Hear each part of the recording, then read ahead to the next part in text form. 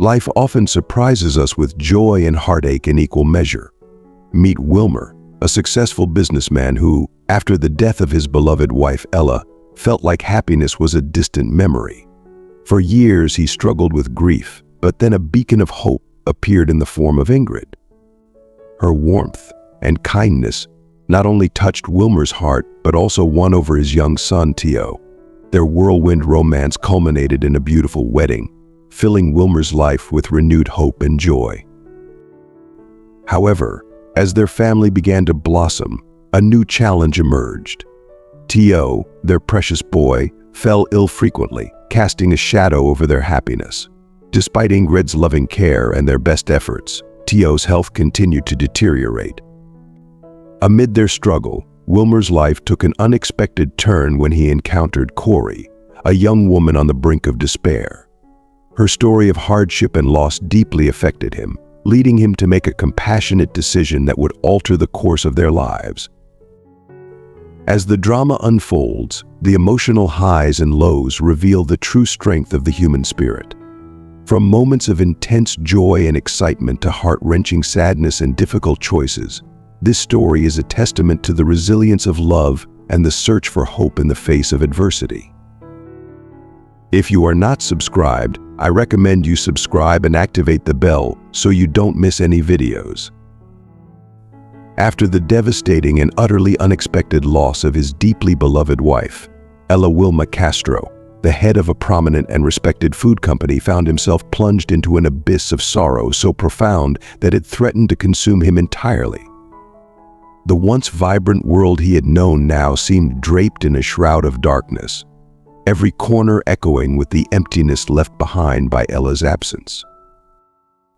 His grief was not just a fleeting sadness, but a relentless wave of despair that crashed over him day after day, leaving him breathless and hopeless.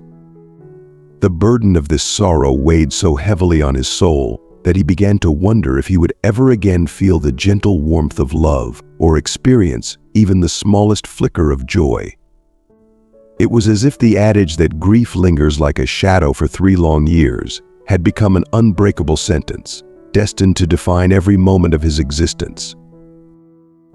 Yet, even amid this overwhelming darkness, a faint glimmer of hope began to emerge, offered by the wise and compassionate words of Anna Wilma, his dearly loved and empathetic mother-in-law. Anna, who had also lost a cherished daughter, understood the depths of his pain, and she reached out to him with a kindness that only a mother could provide. She often sat with him in quiet moments, her voice a soothing balm to his wounded heart, as she gently reassured him with her tender encouragement. "My dear Wilmer," she would say, her tone filled with both understanding and quiet strength, "your precious little Theo needs the gentle and nurturing presence of a mother. And you, my son, you deserve to find the light of joy in your life once more. You are not meant to wander this world alone in sorrow. Believe me, one day, a truly wonderful woman will cross your path, someone who will bring love back into your life, who will be not only a devoted wife to you, but also a loving, caring mother to our little Theo. You simply need to open your heart to the possibilities that still exist, to look around and be willing to embrace the future."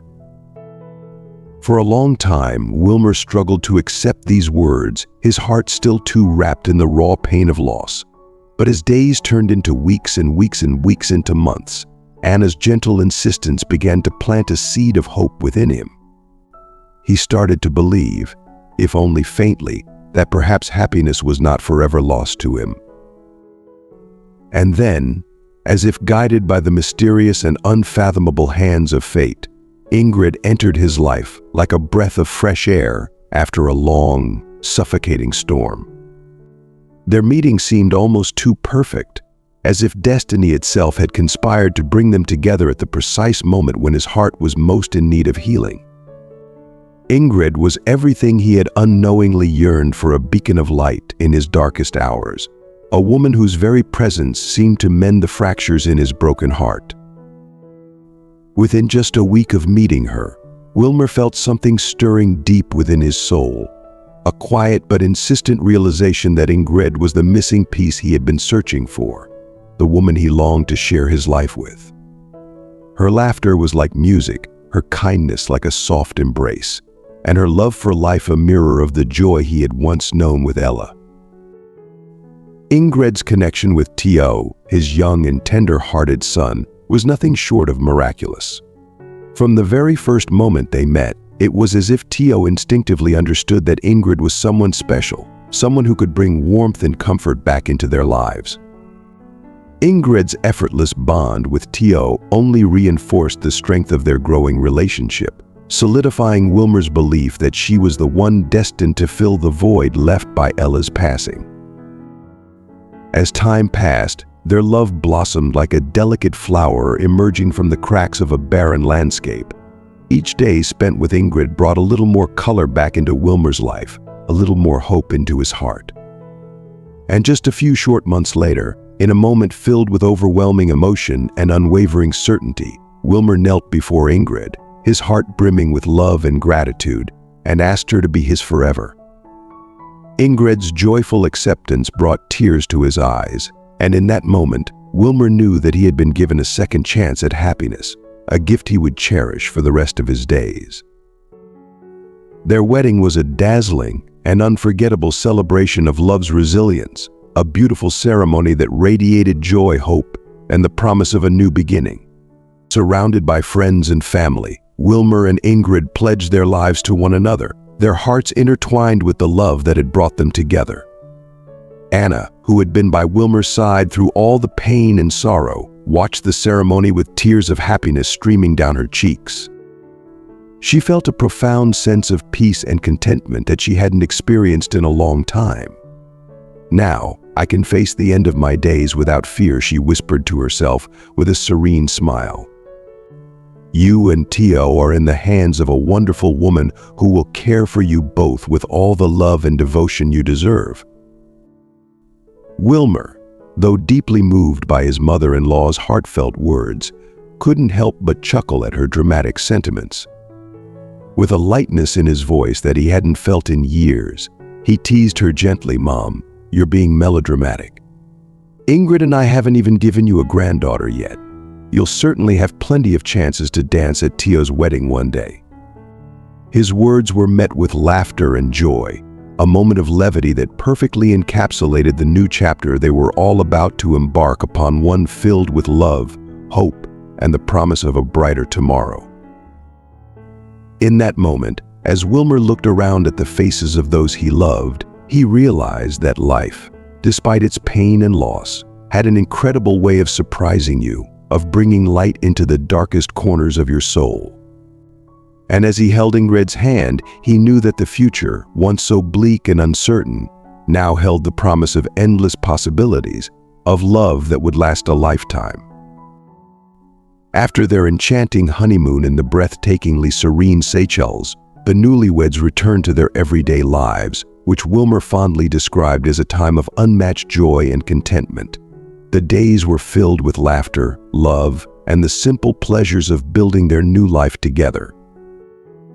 Yet this period of bliss was abruptly overshadowed by a growing concern that began to gnaw at their happiness: T.O.'s recurring illnesses.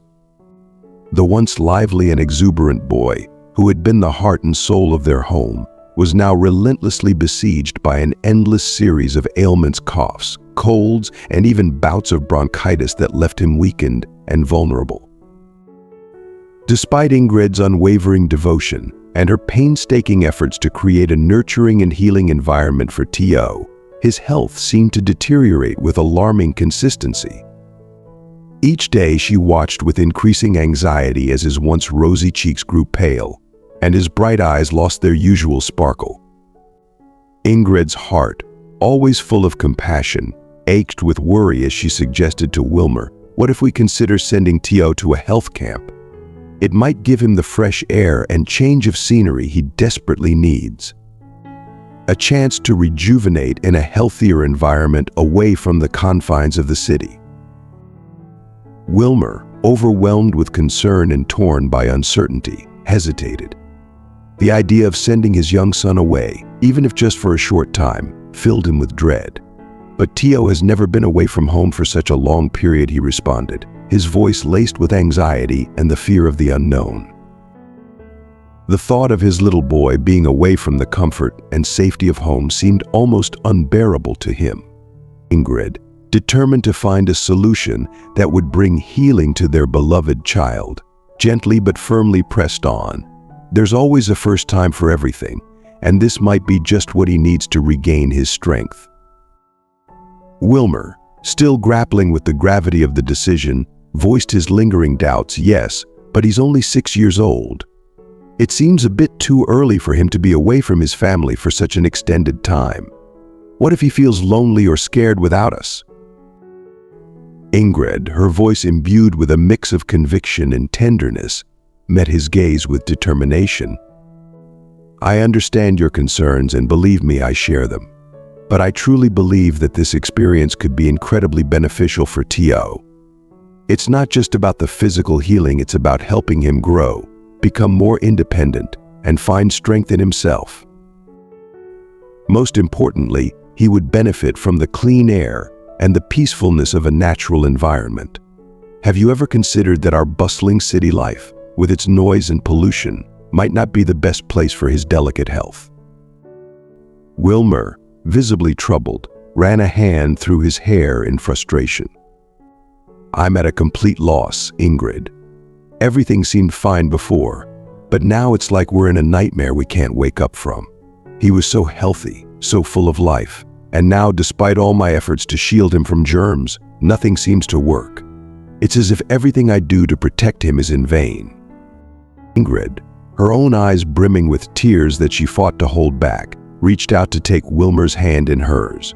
Her voice, quivering with emotion, conveyed the depth of her love and her helplessness in the face of Tio's suffering. I'm doing everything I can to manage his diet, to ensure his room is well ventilated, to create a space where he can recover, but nothing seems to be enough.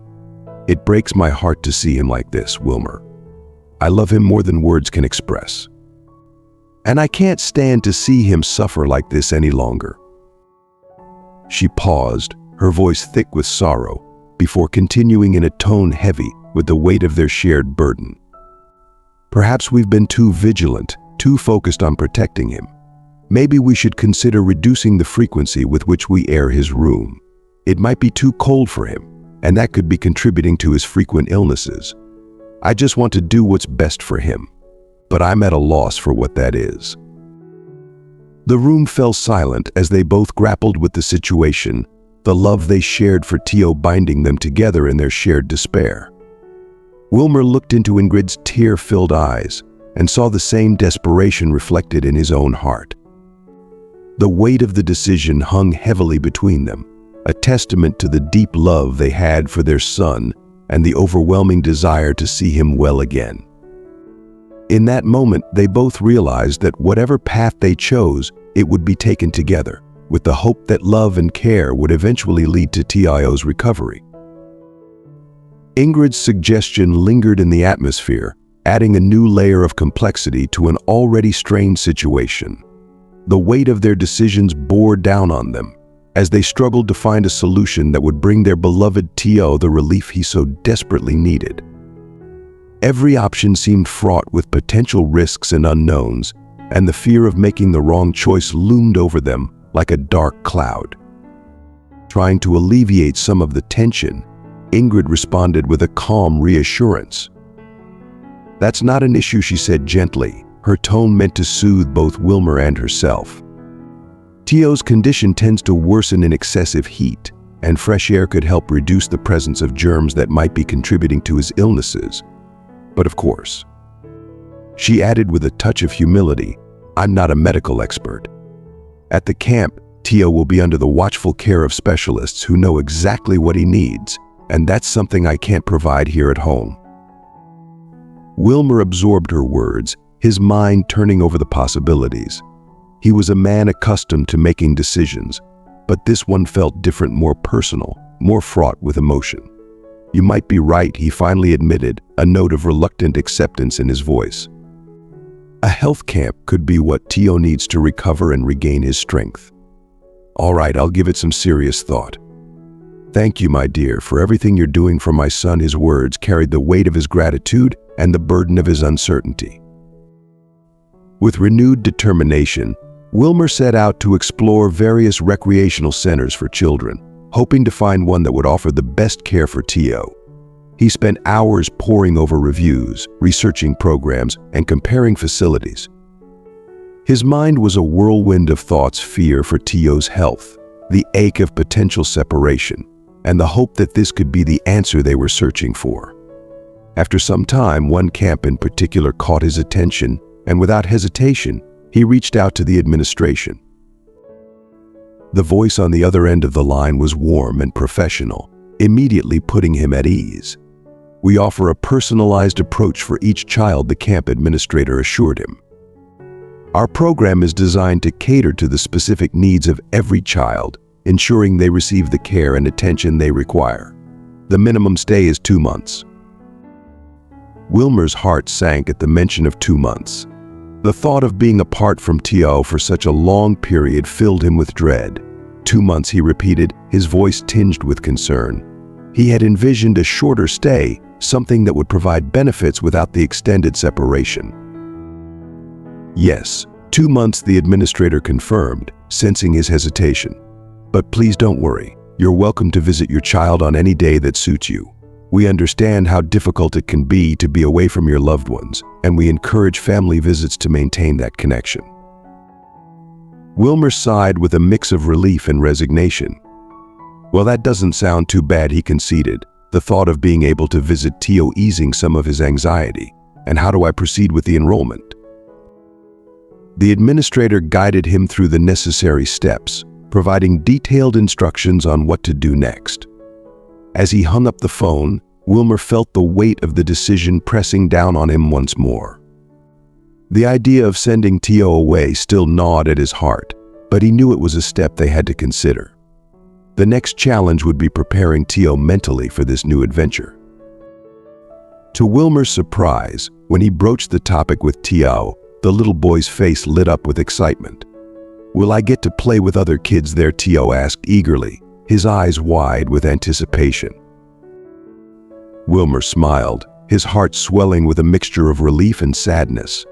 He realized then that Tio, who had been so isolated due to his frequent illnesses, was craving the companionship of other children. The prospect of making new friends and playing in the fresh air excited him in a way Wilmer hadn't expected. Ingrid's suggestion, once a source of doubt, now seemed increasingly sensible. The camp wasn't just a place for Tio to recover, it was an opportunity for him to experience joy, friendship, and a sense of normalcy that had been missing from his life. However, just as they were beginning to feel hopeful about the upcoming changes, a new and troubling development arose.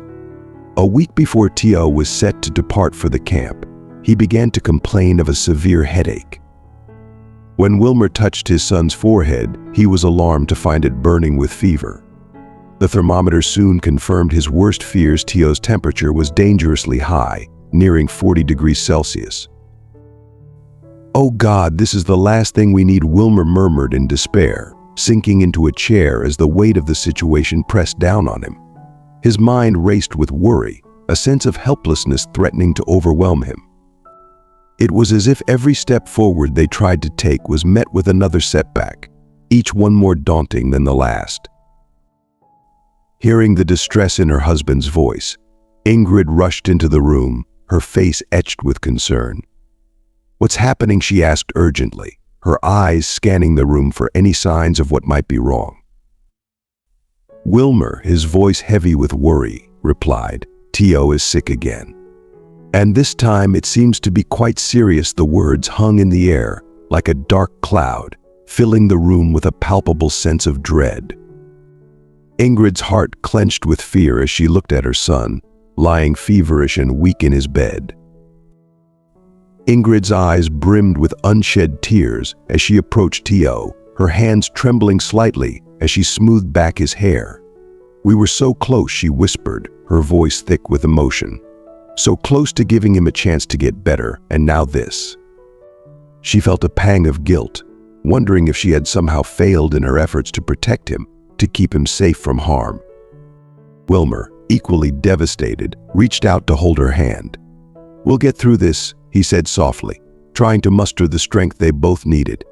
"We've faced so much already, and we can't give up now. We'll get Tio the care he needs, and we'll find a way to make him better." But as they stood there, united in their love for their son, the weight of the situation pressed down on them like never before. The path ahead was uncertain, filled with more questions than answers, and the fear of what might come next loomed large in their minds. Yet, in that moment of despair, they knew they had no choice but to keep fighting for Tio, for each other, and for the hope that someday, their little boy would be healthy and happy once more. Ingrid's eyes brimmed with anxiety as she looked down at Tio, his small face flushed with fever and glistening with sweat. She gently wiped his forehead, her heart aching with worry. "It seems like we might have to postpone the trip," Wilmer said, his voice betraying the fear he was trying to keep at bay. He glanced at Ingrid, searching for reassurance but finding only shared concern. "We need to see a doctor right away," he added, his voice trembling with urgency. Ingrid hesitated, her mind racing through possible alternatives. "Are you sure? There's still a week before we're scheduled to leave. Maybe he'll get better on his own," she suggested, clinging to the hope that Tio's condition might improve without further intervention. But as the hours dragged on and Tio showed no signs of recovery, that hope began to fade. The next day brought no relief. Instead, it brought the cold, hard truth delivered by the doctor's somber diagnosis. "I'm afraid the trip is no longer feasible," the doctor declared with a certainty that left no room for doubt. "I would strongly advise you to hire a qualified nurse to care for him during this time." The words hit Wilmer like a punch to the gut. The idea of bringing a stranger into their home, into their lives, was far from what he had envisioned. But the doctor's tone left little room for argument. Wilmer nodded, his expression grim as he processed the news. "I understand. Thank you," he said quietly, watching as the doctor gathered his things and left them to grapple with this new reality. As soon as the door closed behind him, Ingrid's frustration bubbled to the surface. "Why on earth do we need a nurse?" she asked, her voice tinged with irritation. "Why bring a stranger into our home? We've managed on our own so far, haven't we?" Her voice cracked with the strain of trying to maintain control in the face of an increasingly uncontrollable situation. Wilmer, however, was resolute. His son's well-being was his top priority, and he wouldn't compromise on it. "I think it's necessary," he said firmly, his tone brooking no argument. When it came to Tio, Wilmer's principles were set in stone. His role as a father demanded nothing less than the best for his child, and if that meant hiring a nurse, then so be it. "If that's the case, then this discussion is over," he concluded with a finality that left no room for further debate. His voice was steady, but there was an undercurrent of desperation, a father's deep, unwavering love driving his decisions. "Tonight I'll search for a nurse online and make the necessary arrangements." Ingrid, recognizing that her husband's decision was final and non-negotiable, sighed and nodded reluctantly. She knew Wilmer's mind was made up, and pushing back would only create more tension. "All right," she agreed, her voice softer now, resigned to the course of action that lay ahead. "I'll handle things here. Please go to the office and try to focus on your work. If there's an emergency, I'll call you right away." With a heavy heart and clear resolve, Wilmer left for work, though his thoughts remained anchored to his ailing son. The office, usually a place where he could lose himself in the demands of the day, now felt distant and unimportant compared to the worries that consumed him. He trusted Ingrid implicitly, but the thought of Tio suffering without him nearby stirred an unease in his chest that wouldn't go away.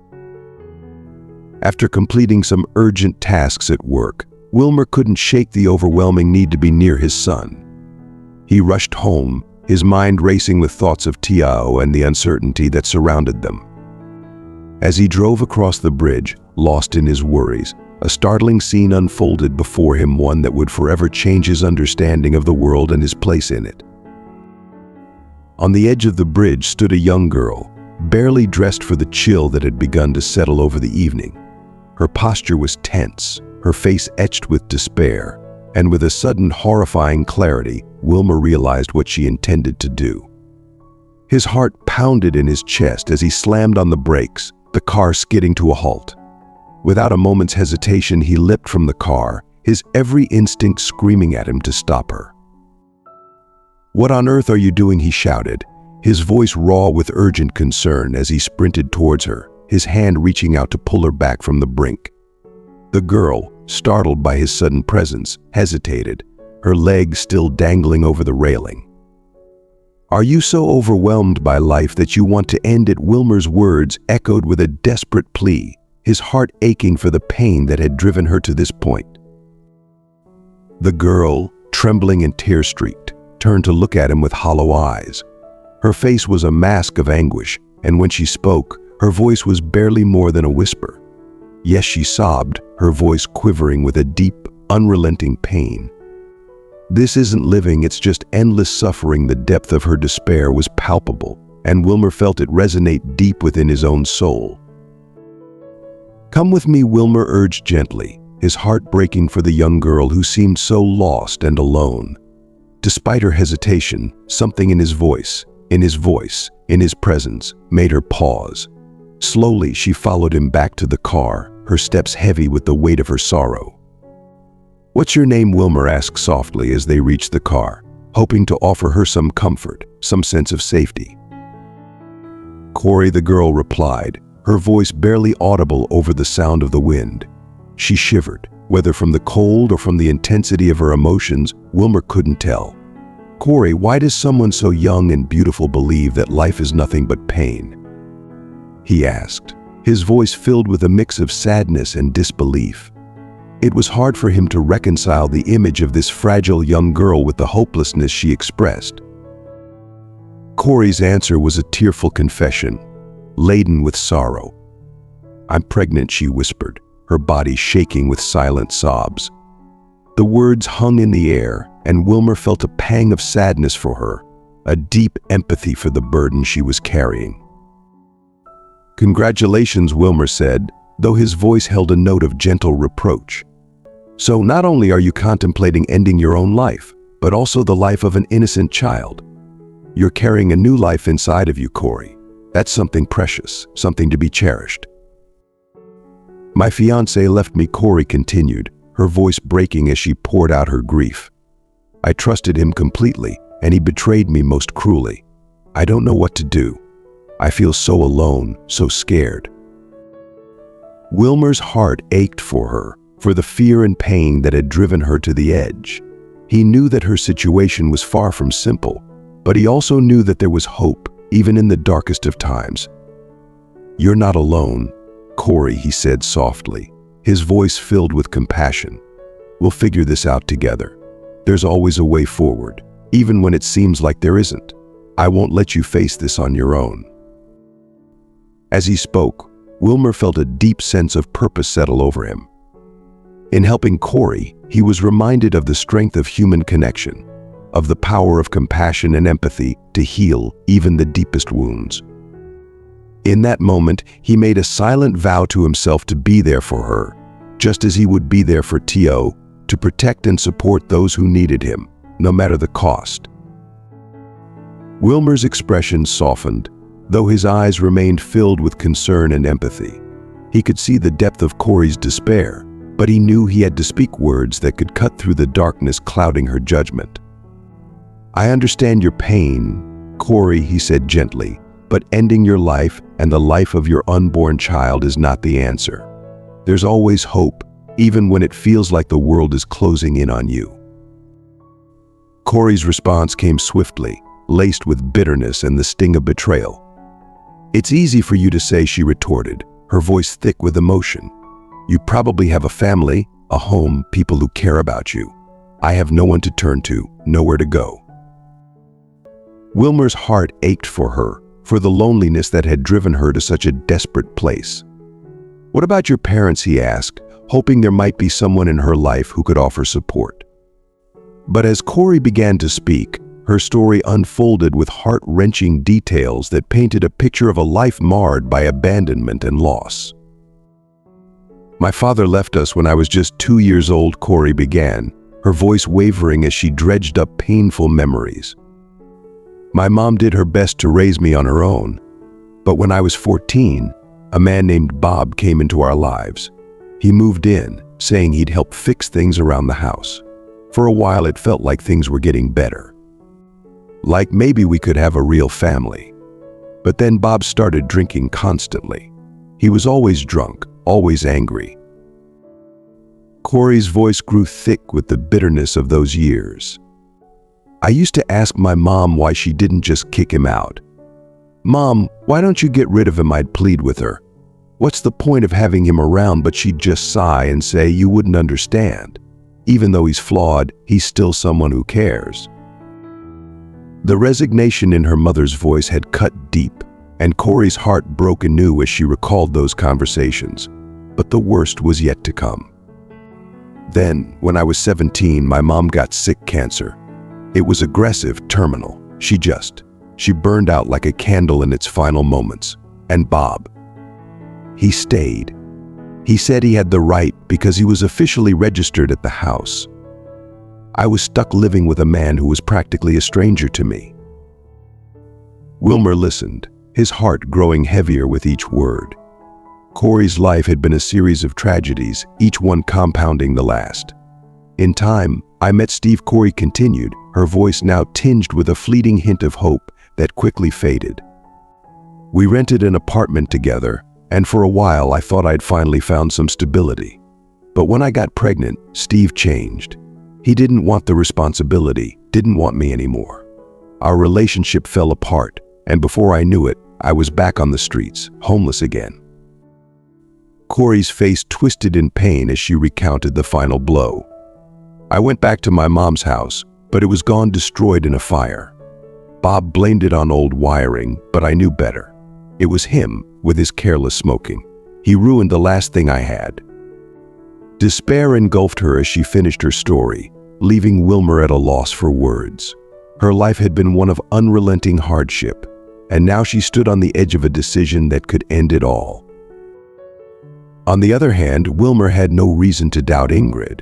She had been a steadfast partner, caring deeply for Tiao and always vigilant in her responsibilities as a mother. But the situation with Corey, who had come into their lives so suddenly, was starting to stir doubts, even in Wilmer's usually trusting nature. Ingrid had voiced her reservations about the new nurse from the start, and now, with the added stress of Tiao's illness, those doubts seemed to loom even larger. Ingrid's affection for Tiao was genuine, yet she couldn't ignore the uneasy feelings that had begun to take root. Despite the lack of concrete evidence, the fact that Corey had been seen with Wilmer's purse on the security footage was undeniable.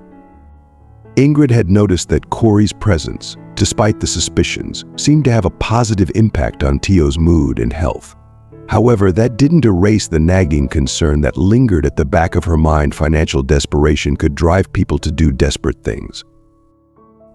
Ingrid's voice was edged with skepticism as she voiced her concerns to Wilmer. "How can you be sure of her true circumstances?" she asked, her tone sharp with the frustration she had been trying to suppress. "For all we know, she might have debts or other problems she hasn't told us about. What do we really know about her, beyond what she's chosen to share?" Wilmer had to admit that Ingrid's point was valid. His instincts told him that Corey was sincere, but the possibility of her guilt was a shadow that couldn't be easily dismissed. The harsh reality of their situation weighed heavily on him. Ingrid's concerns were not unfounded. Bringing a stranger into their home, especially one with such a troubled past, came with risks. As Wilmer reflected on their conversation, Ingrid sat quietly, sipping a glass of white wine. Her mood was dark and contemplative, her thoughts swirling with a mix of emotions. "You've had a comfortable life, Wilmer," she thought bitterly, living in a nice home, sleeping on clean sheets, not having to worry about where your next meal will come from. But Corey, she's lived a different life, one filled with hardship. Maybe it's time for her to face the consequences of her actions. The tension between empathy and suspicion hung in the air, a delicate balance that could tip in either direction. Wilmer knew he had to tread carefully, to find a way to help Corey without compromising the safety and security of his own family. But as the night wore on, and the shadows grew longer, he couldn't shake the feeling that the path ahead would be anything but straightforward. "Where's Corey?" T.O. asked as Ingrid entered his room in the evening, his voice tinged with a concern that seemed far beyond his years. His small face looked up at her with wide, innocent eyes, searching for answers in a world that suddenly felt uncertain. Ingrid, not meeting his gaze, moved about the room with a practiced indifference. "Corey doesn't work for us anymore," she replied, her tone flat and dismissive as she pulled open the window to let in the cool evening air. T.O.'s question was filled with genuine confusion and worry, his young mind struggling to comprehend the abrupt absence of someone he had come to trust and care for. Ingrid's lips curled into a smile that lacked any warmth, her words cutting as she delivered them with a sense of finality. "Because your darling Corey has stolen my money," she said, as if that explained everything, as if that justified everything. "No, she's good," T.O. protested, his voice trembling. His eyes, now pleading, searched Ingrid's face for any sign of the kindness he so desperately needed. "You're lying. You're bad, not Corey." The words tumbled out of him, raw and honest, reflecting the simple yet profound loyalty of a child. Ingrid's grin widened, cold and unfeeling. She seemed unfazed by T.O.'s defense of Corey, her demeanor as icy as the air seeping in through the open window. "If you don't want to believe it, that's your problem," she said, her voice devoid of empathy. "I don't care." She turned away, dismissing the conversation and the boy's feelings as if they were of no consequence. T.O., feeling the chill both in the room and in Ingrid's words, shivered slightly. "Close the window, please," he whispered, his voice barely audible. "I'm cold." Ingrid hesitated, a flicker of irritation crossing her face, but she finally relented and moved to close the window. "Fine," she said tersely, her movements quick and impatient, as if even this small act of care was a burden to her. The following day, T.O.'s condition took a turn for the worse. He lay in bed, his small body weakened, his face flushed, and his eyes dull with sickness. "I feel bad," he mumbled weakly, his voice almost too soft to hear. Ingrid, clearly annoyed, rolled her eyes in exasperation. "Well, what's wrong now?" she asked, her tone sharp and lacking any genuine concern. She looked at him with a mix of irritation and indifference, as though his illness was merely an inconvenience to her. "I'm cold," T.O. repeated, his body shivering slightly under the blankets. "Can I have the syrup?" he asked, his voice fragile, as if even speaking took too much effort. "What syrup?" Ingrid snapped, her patience fraying. "You don't even know what kind of syrup you need." Her words were harsh, dismissing his request as foolishness. "Please, I need it," T.O. said softly, his eyes welling up with tears he tried to hold back. The syrup was his small comfort, something familiar in a world that now felt so cold and confusing. With a scowl, Ingrid handed him the syrup, her movements brisk and irritated. "I've already told you, Corey is a thief," she said sharply, her words like daggers. "Don't bring her up again. Do you understand?" There was a finality in her tone, a warning that any further mention of Corey would not be tolerated. T.O., sensing the hard edge in her voice, nodded silently, though his heart sank. The realization that he would not find the comfort he so desperately craved weighed heavily on him. He watched Ingrid as she moved to open the window again, her actions mechanical, devoid of the warmth and care he yearned for. But when his pleading eyes met hers, she paused, her hand on the window latch. "I'm really cold," he said weakly, his voice a mere whisper. The look in his eyes was one of quiet desperation, a plea for just a little bit of kindness, a small act of care that could make all the difference to him. Ingrid stared at him for a moment, her expression unreadable. For a brief second, it seemed as though she might relent, that she might leave the window closed and offer him the warmth he needed. But then, with a small, frustrated sigh, she turned away, leaving the room in silence, the window half open, and Tio shivering under his blankets, alone with his thoughts and his illness. Ingrid's irritation was palpable, but with a reluctant sigh, she left the window closed. The moment the door clicked shut behind her, Tio felt the coldness of the room seep deeper into his bones, not just from the physical chill, but from an emotional despair that was beginning to suffocate him. Alone in the silence, he stared at the ceiling, missing Corey's warmth, her gentle touch, and the way she always made him feel safe and loved.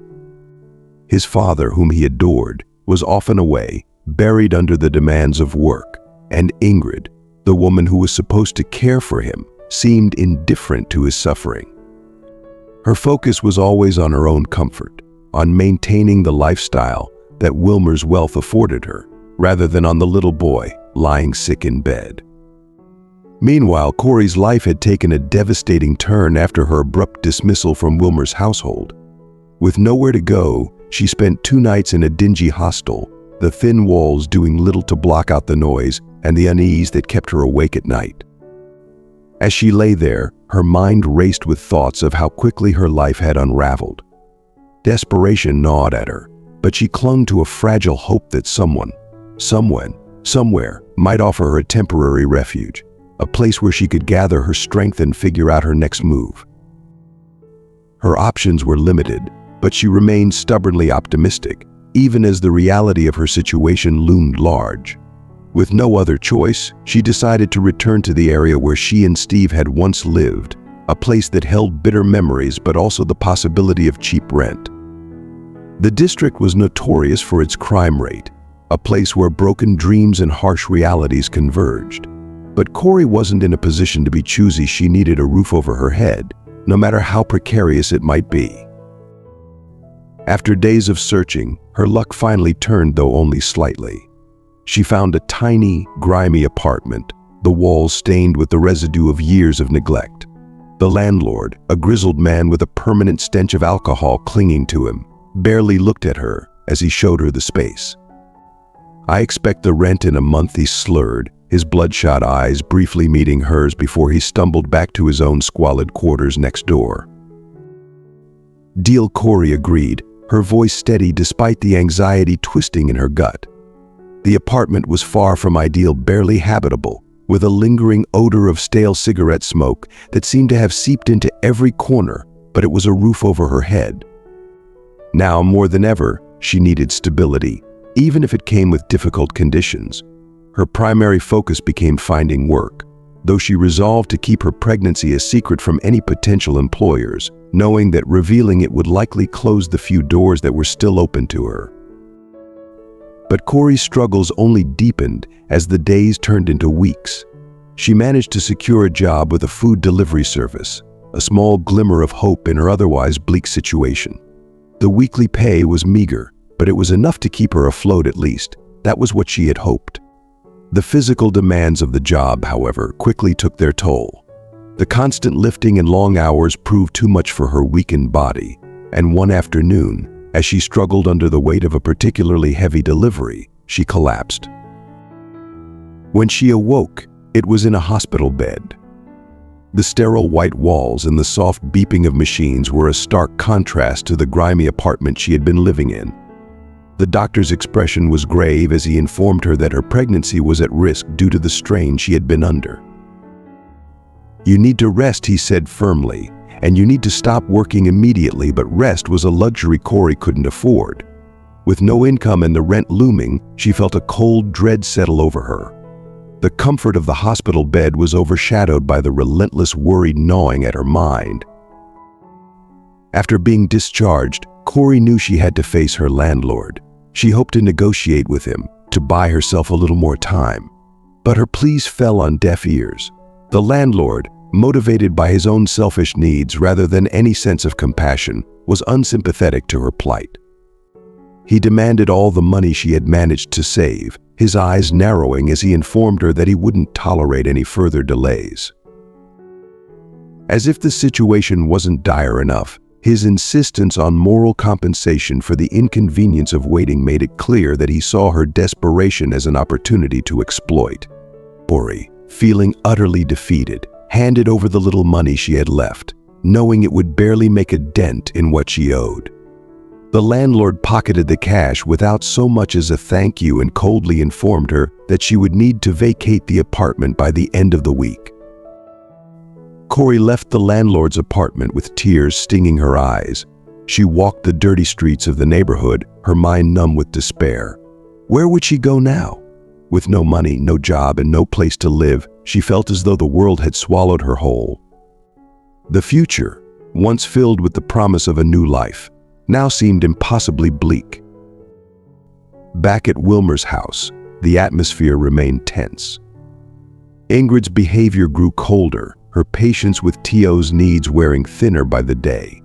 She couldn't shake the feeling that Corey had somehow disrupted the delicate balance she had maintained in the household.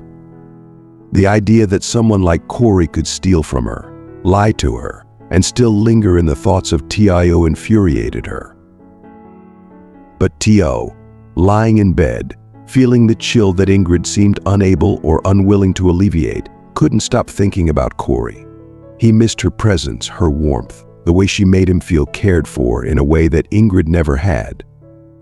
Even as his body ached with illness, his heart ached more for the absence of the one person who had shown him genuine love and kindness. The room felt colder, lonelier, and more frightening without Corey there to comfort him.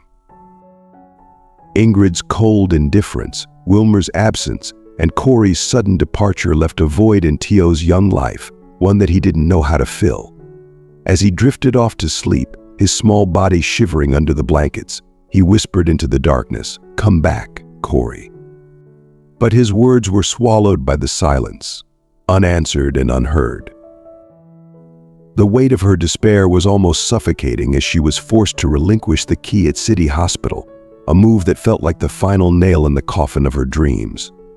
Every step away from that building seemed to echo with the sound of her hopes crumbling into dust.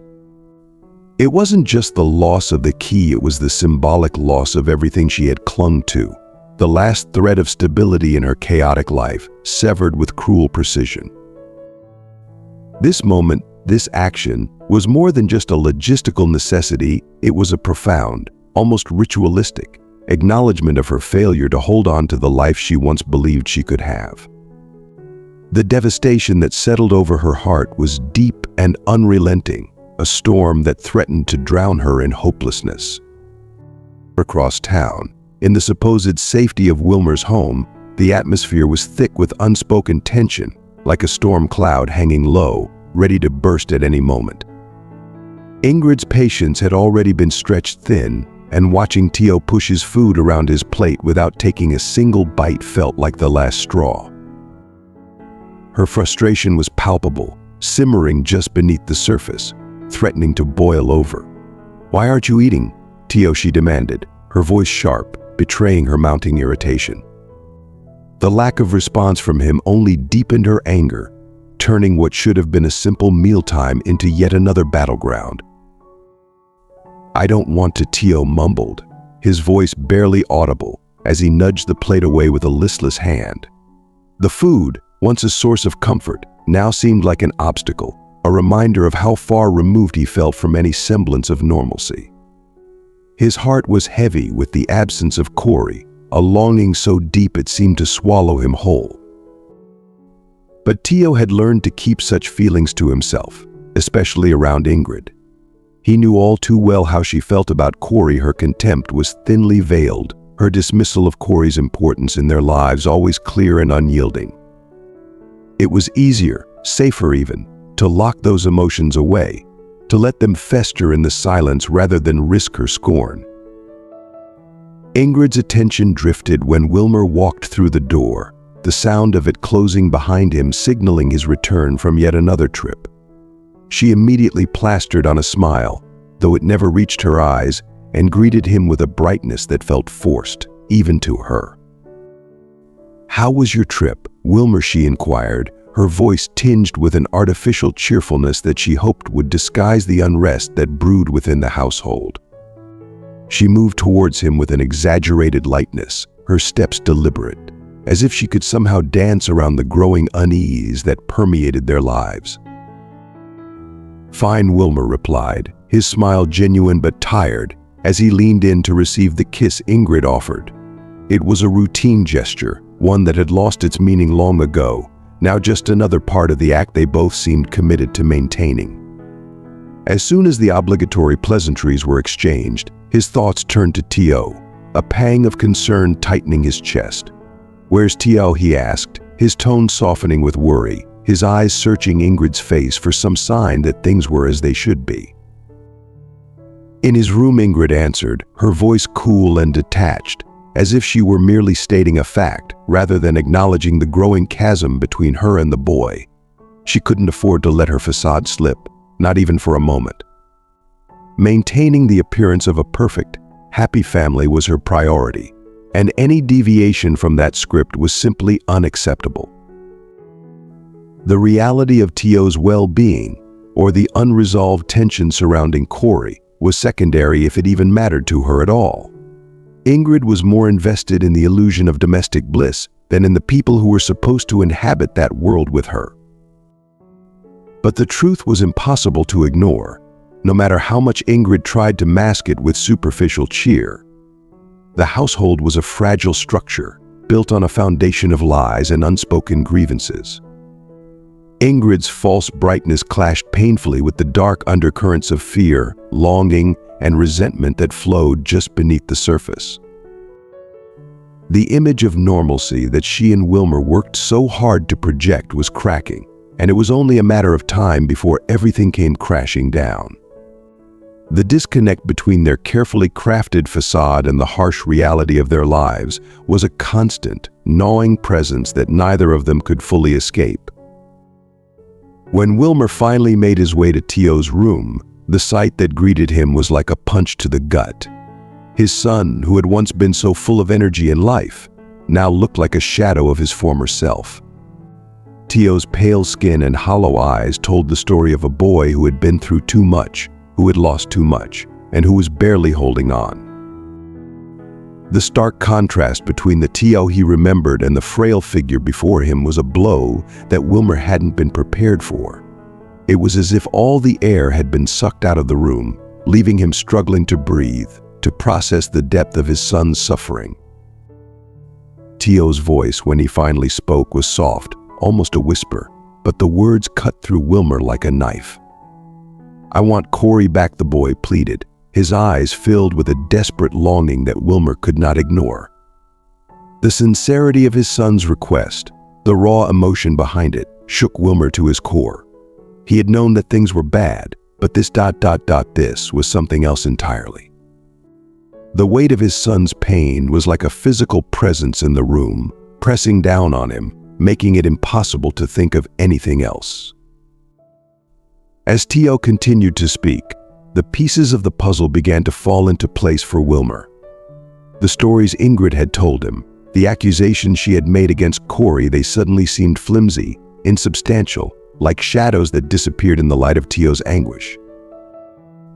Doubt began to creep in, gnawing at the edges of his thoughts.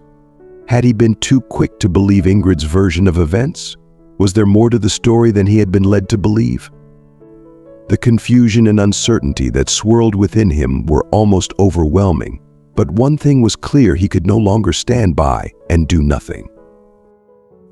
Ingrid's frustration with the entire situation was as evident as ever, her temper flaring as she denied Tio's request for Corey's return with cold finality. Her refusal to even entertain the possibility was like a slap in the face to Wilmer, a stark reminder of the distance that had grown between them. The more she pushed back, the more Wilmer's doubts solidified into a certainty that something was very wrong. He couldn't ignore the signs any longer, couldn't pretend that everything was fine when it so clearly wasn't. The stakes were too high, the consequences too dire, and his love for Tio too strong to allow him to continue down this path. Wilmer knew, in that moment, that he had to act. The health and happiness of his son depended on it. The time for passive acceptance was over. It was time to confront the truth, whatever that truth might be. Driven by his deep concern for T.O. and the nagging suspicion that he had been misled, Wilmer made the decision to take control of the situation. He couldn't bear to see T.O. suffer any longer, and he couldn't shake the feeling that Corey's absence was a mistake that needed to be rectified. The path ahead was uncertain, fraught with potential conflict and pain, but Wilmer was determined to navigate it for his son's sake, if nothing else. Driven by a deep sense of responsibility and a desire to right the wrongs that had been done, Wilmer set out on a determined quest to find Corey. The task was daunting, especially given the fact that Corey had no permanent address, making her location difficult to pin down. But Wilmer was undeterred. The memory of T.O.'s pleading eyes and the weight of his own conscience propelled him forward, pushing him into parts of the city he would never have ventured into otherwise. The stark contrast between Wilmer's polished, refined appearance and the grim, dilapidated neighborhood he found himself in was jarring. It was a place marked by neglect and hardship, a far cry from the life of comfort Wilmer was accustomed to. Yet each step he took through these unfamiliar streets only served to highlight his unwavering commitment to finding Corey and making things right. As he navigated the unfamiliar terrain, Wilmer encountered locals who were wary of his presence. Their suspicious glances and curt responses were discouraging, adding to the already significant challenges he faced. But just when it seemed that his search might end in failure, a glimmer of hope appeared. A woman, her face lined with the weariness of a hard life, hesitated before sharing a lead with him. She had seen Corey recently, she said, offering the first real piece of information Wilmer had received all day.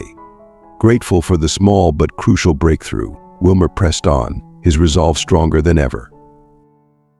The lead brought Wilmer to a rundown apartment complex, a place that reeked of neglect and despair.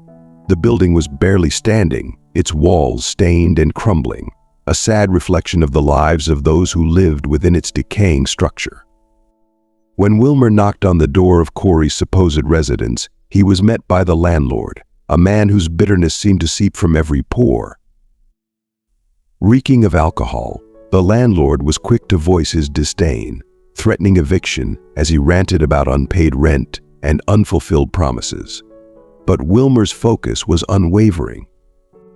Despite the man's hostility, Wilmer calmly gathered the information he needed, his mind entirely set on finding Corey and clearing up the misunderstanding that had led to her dismissal. His search eventually led him to the hospital, where the emotional weight of the moment hit him with full force. Finding Corey there, Wilmer felt a mix of relief and sorrow. She looked worn, both physically and emotionally, the toll of recent events evident in her tired eyes. Wilmer approached her with a heavy heart, the guilt of having believed Ingrid's lies pressing down on him. His apology, when it came, was sincere and heartfelt. He spoke not just as an employer, but as a man who had come to understand the grave mistake he had made.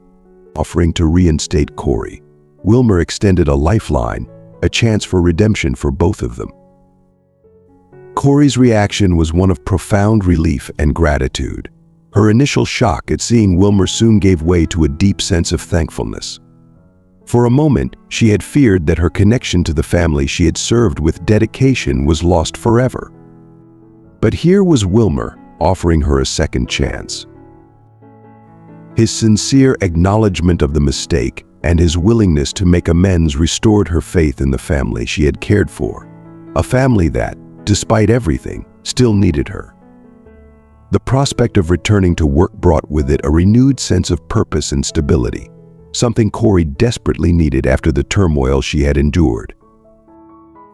Wilmer's efforts to make amends and Corey's acceptance of his offer marked the beginning of a new chapter for them both.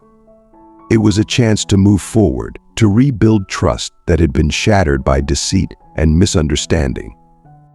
For Corey, it was also an opportunity to prove herself once again, to demonstrate her loyalty and dedication to a family that had once doubted her. Wilmer's gesture highlighted the importance of compassion and understanding, showing that even in the face of conflict and mistakes, there is always room for reconciliation and growth. However, not everyone was pleased with this turn of events. Ingrid's reaction to Wilmer's return with Corey was a volatile mix of shock and frustration. She had orchestrated a plan to discredit Corey, to rid herself of an employee she saw as a threat, and yet it had all backfired spectacularly. The realization that her deceit had been exposed, and that Wilmer had not only seen through her lies but had also chosen to bring Corey back, was a bitter pill to swallow. Ingrid found herself grappling with the consequences of her actions, forced to confront the reality that her machinations had only served to isolate her further from those she sought to control. For Wilmer, the realization of Ingrid's deceit was a pivotal moment. It was as though the scales had fallen from his eyes, revealing the true nature of the situation in stark clarity. His indignation at the treatment of Corey, coupled with his newfound understanding of the situation, painted Ingrid in an unflattering light. The fact that Corey had been wronged, had suffered deeply due to Ingrid's false accusations, only strengthened Wilmer's resolve to make things right. The discovery that Corey had not stolen the money, and the revelation of Ingrid's failure to fulfill her financial obligations, added fuel to the fire of his determination. This was more than just a matter of fairness, it was about justice, about correcting a wrong that had gone too far. When Wilmer visited Corey in the hospital, the relief he felt at finding her was palpable. Seeing her in such a vulnerable state, yet still full of integrity and grace, moved him deeply. Corey's sincere apology and her explanation of the events that had led to her dismissal only confirmed what Wilmer had begun to suspect, that she was innocent, and that he had been too quick to judge. His commitment to correcting the wrongs done to her was evident in his every word and action, from his offer to reinstate her to his promise to deal with Ingrid's betrayal. Corey's return to work was a bittersweet victory. While she was glad to be back, the tension in the household was impossible to ignore. Ingrid, though unable to hide her displeasure, chose to remain silent, knowing that Wilmer's decision was final. The dynamic between them had shifted irrevocably, with Wilmer standing firm in his support for Corey, despite Ingrid's objections. This was a new chapter, not just for Corey, but for the entire family. Wilmer's actions underscored his belief in fairness and justice, showing that he would no longer be swayed by lies or manipulation. Instead, he would stand by what was right, even if it meant challenging those closest to him. Tio's remarkable improvement and the joy that filled his life were a testament to Corey's unwavering care and positive influence. Her bond with Tio went far beyond the duties of a caregiver. It was a connection rooted in genuine affection and understanding. Corey's nurturing nature and her ability to create a warm, loving environment played a crucial role in Tio's recovery. The moments they shared, from visiting the zoo to the heartwarming decision to find Tio a puppy, were not just activities, they were lifelines that brought light and happiness back into Tio's world. These experiences not only contributed to his physical recovery, but also nourished his emotional well-being, helping him rediscover the simple joys of life. Wilmer, observing the transformation in his son, couldn't help but be deeply moved. His praise for Corey was heartfelt and sincere, recognizing the profound impact she had on Tio's life. Corey's explanation of her methods, focusing on creating the best possible conditions for Tio's recovery, alongside ensuring he received the proper medication, highlighted her professionalism, dedication, and deep compassion. It was clear that her care for Tio extended far beyond mere duty. It was a labor of love, driven by a genuine desire to see him thrive.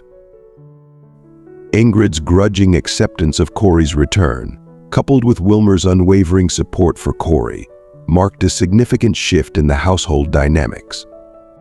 The incident had exposed the destructive power of deceit and manipulation, serving as a stark reminder of the importance of honesty, empathy, and integrity. As Corey resumed her role within the family, the focus shifted towards healing and rebuilding both the trust that had been shattered and the positive environment that Tio and everyone involved desperately needed. However, the situation took a dark turn when Ingrid, in a last-ditch effort to regain control, attempted to manipulate Wilmer by threatening divorce. This move, intended to corner him into submission, backfired dramatically. Ingrid had severely underestimated Wilmer's resolve and foresight. Instead of succumbing to her threats, Wilmer shocked her by calmly signing the divorce agreement. The subsequent revelation of the independent examination results proof of Ingrid's lies and betrayal only cemented his determination to protect his family and ensure that justice was served.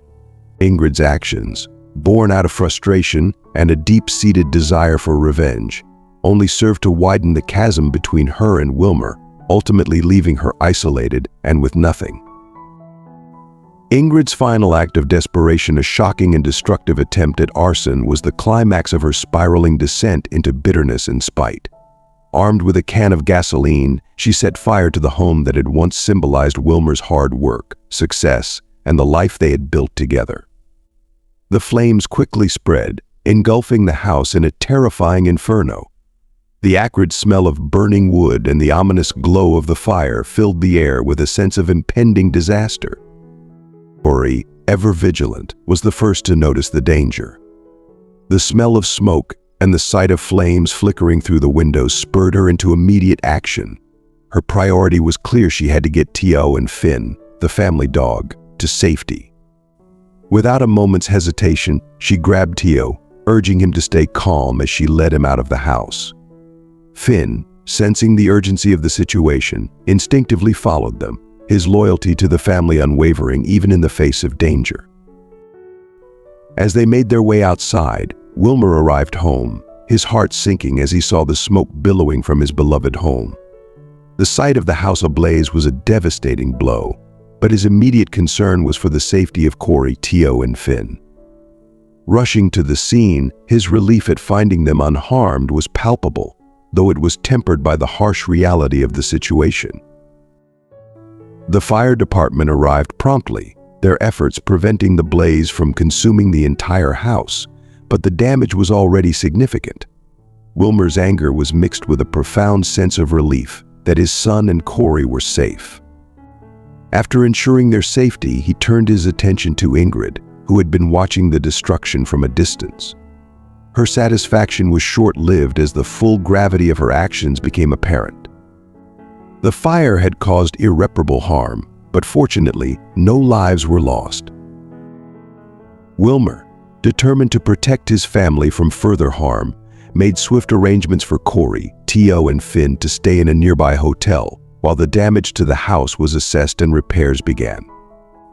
Ingrid, now fully aware of the gravity of her actions, was left to face the consequences of her vengeful behavior alone. Her final, desperate attempt to regain control had only served to alienate her further, leaving her with nothing but the ashes of her own making. The incident was a harsh and painful reminder of the destructive power of unchecked emotions. It underscored the importance of addressing conflicts with honesty and integrity, rather than allowing resentment and bitterness to fester. For Wilmer, Corey, and T.O., this was a turning point, a moment that solidified their bond and marked the beginning of a new chapter in their lives. Free from the turmoil that Ingrid's manipulative and destructive actions had caused, they could finally focus on healing, rebuilding, and moving forward. But just when they thought the nightmare was over, Ingrid made a shocking and unexpected return. Her reappearance was like a shadow cast over the fragile piece they had just begun to rebuild. Ingrid had always been a master of manipulation, and her sudden arrival with a lit can of gasoline in hand was the culmination of her malicious intentions. The house, which had once been a symbol of Wilmer's hard work and dedication, was now once again engulfed in flames. The sight was a devastating blow, and Wilmer's immediate concern was for the safety of his son, T.O., and Corey. In the face of this new threat, Wilmer's resolve hardened. He had already lost so much to Ingrid's deceit and malice, but he was determined that this would be the end of it. As the flames rose and the smell of smoke filled the air, Wilmer knew that this final confrontation with Ingrid would determine the future of his family. With everything on the line, he would do whatever it took to protect the people he loved and finally put an end to the chaos that Ingrid had wrought upon their lives. Corey's instinctive drive to safeguard T.O. was nothing short of extraordinary.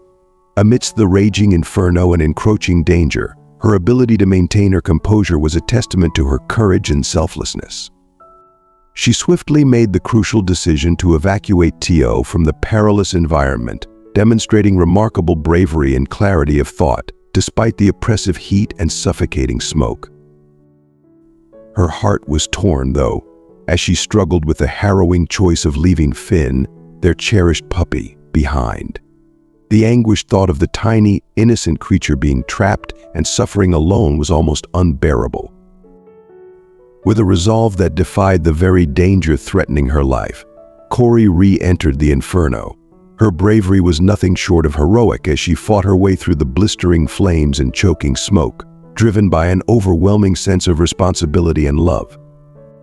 Yet the fire's fury proved too intense, culminating in a devastating explosion that triggered the house's catastrophic collapse. The explosion's deafening roar and the house's implosion painted a scene of utter destruction and heartbreak. Wilmer, arriving on the scene, was struck with a profound sense of devastation as he saw the home he had poured his heart and soul into reduced to ashes.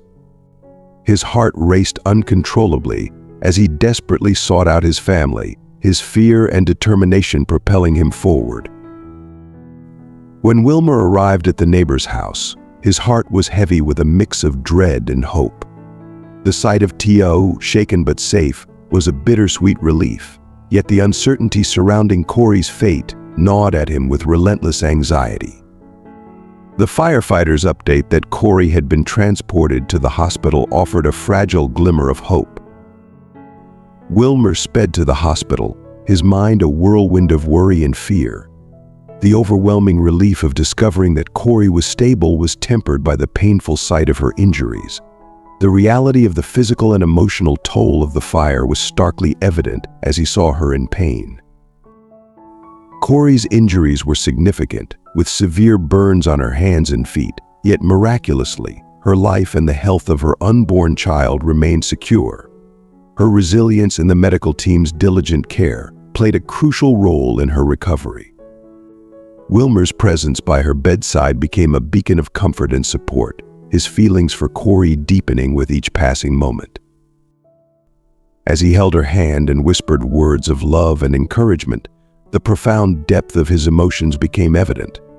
This shared ordeal forged a new chapter in their relationship, marked by a deepened bond and an unspoken commitment to one another. While the fire had wrought considerable destruction, the insurance provided a measure of relief, offering a glimmer of hope amid the ruins. The security footage capturing Ingrid's heinous act of arson became a critical piece of evidence in the investigation. Ingrid's mental state was scrutinized, leading to her admission to a psychiatric facility. Her actions, fueled by jealousy and spite, were now being addressed by the authorities. For Wilmer, the conclusion of this tumultuous chapter allowed him to focus on the future. With Corey and T.O. by his side, he was determined to rebuild their lives from the ashes, guided by a renewed sense of hope and a deep commitment to creating a better, more secure future for his family. Corey's recovery was a journey marked by resilience and gradual progress. Each day brought its own challenges, but with Wilmer steadfastly by her side, she embarked on a rehabilitation program that was both demanding and hopeful. The physical therapy sessions, while taxing, were instrumental in helping her regain her strength and mobility. The emotional support from Wilmer played an equally crucial role, fortifying her spirit as she worked towards recovery. The bond between them, tested by the trials they had faced, grew deeper and more resilient with every passing day. Their relationship evolved into a symbol of unwavering commitment and enduring love. As they moved forward, their marriage blossomed into a testament to their shared perseverance and affection. The arrival of their baby girl was a moment of profound joy, a beacon of new beginnings that illuminated their path. The arrival of their daughter was not only a personal triumph, but also a powerful reminder of the happiness and fulfillment they had found together amidst the trials. Celebrating New Year's Eve became a poignant milestone, marking the end of one chapter of their lives and the hopeful start of another. The festive atmosphere was filled with joy and anticipation as they welcomed their little girl into a world that had been touched by both hardship and love. Their new home, though markedly different from the one they had lost in the fire, became a sanctuary of warmth and love. The new house into a home was a labor of love, where each room echoed with the laughter and happiness of their growing family. The memories they created in their new surroundings were cherished and celebrated, fostering a sense of belonging and contentment. Tio, now healthier and more vibrant, thrived in the nurturing environment alongside his new sister. His joy and well-being were a testament to the loving and supportive atmosphere Corey and Wilmer had worked so hard to build. Corey embraced her role as a mother and wife with grace and dedication, finding fulfillment in her new responsibilities. Wilmer's unwavering commitment to his family was evident in every aspect of their lives, from the small daily gestures to the grand acts of love and support. The challenges they had faced, once fraught with deceit and conflict, had been transformed into a narrative of redemption and renewed hope. Their life together had evolved into a story of resilience and profound love, one that celebrated their victories over adversity and the strength of their bond. In the end, Wilmer, Corey, and their children found happiness and fulfillment, their lives enriched by the lessons learned and the love that had triumphed. Their journey, marked by trials and triumphs, became a testament to the power of love, perseverance, and the unbreakable ties that bind them together. Their story, once shadowed by difficulty, had blossomed into a beautiful tale of renewal, unity, and the enduring joy of family. As we close this chapter of our journey, we reflect on the powerful lessons learned from the trials and triumphs shared in today's story. From the strength and resilience shown by Corey to the unwavering support and love from Wilmer, it's clear that adversity can forge deeper connections and bring about profound transformation. We hope you found inspiration in how Corey's courage and Wilmer's dedication not only rebuilt their lives but also illuminated the path to a brighter future for their family. The story serves as a reminder of the importance of perseverance, empathy, and the power of unconditional love. Now, we'd love to hear from you. What is one key takeaway from today's video that resonated with you? How do you plan to apply this lesson to your own life? Share your thoughts and reflections in the comments below. If you enjoyed this video, please leave your comment and don't forget to like, share, and subscribe to our YouTube channel. Your support helps us continue bringing meaningful content to you. Thank you for watching, and we look forward to sharing more inspiring stories with you soon.